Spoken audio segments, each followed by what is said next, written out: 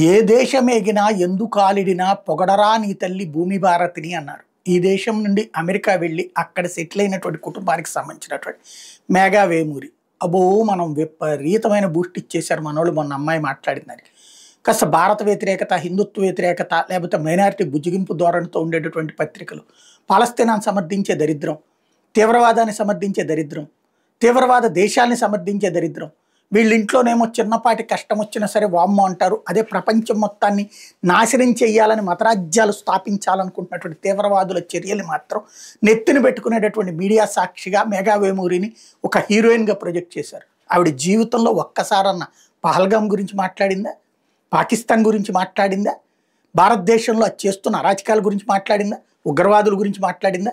అట్లాంటిది భారత్ పట్ల ఏమాత్రం కన్సర్న్ లేని మనిషి భారత సంతతి కాబట్టి అని ఎందుకు అనాలి? ఇంకోటి, తను నెత్తిని పెట్టుకుంది పాలస్తీనాని, తను దూషిస్తోంది ఇజ్రాయెల్ని. భారత వ్యతిరేక శక్తి పాలస్తీనా, భారత్ అనుకూల శక్తి ఇజ్రాయెల్. ఆ రూట్లో చూసినా ఆవిడ చేసింది తప్పే.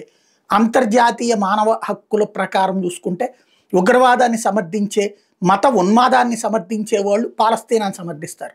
బట్ అరాచకాలను వ్యతిరేకించేవాడు ఎవడైనా సరే పాలస్తీనాన్ని వ్యతిరేకిస్తాడు. బట్ అమ్మాయి పాలస్తీనాన్ని సమర్థించింది అంటే అమెరికాలో ఇప్పటికే యూరప్ దేశాల మొత్తంలో కూడా చేరినటువంటి చైనా భావజాలం, లేదంటే కనుక ఈ చైనీస్ ఎడ్యుకేషన్ స్పెషలిస్టులు, ప్రొఫెసర్స్ ఎట్లయితే ఇండియా వాళ్ళ మైండ్ని బ్రెయిన్ వాష్ చేశారో అక్కడ అమెరికన్ యూనివర్సిటీల్లో కూడా బ్రెయిన్ వాష్ చేస్తున్నారు.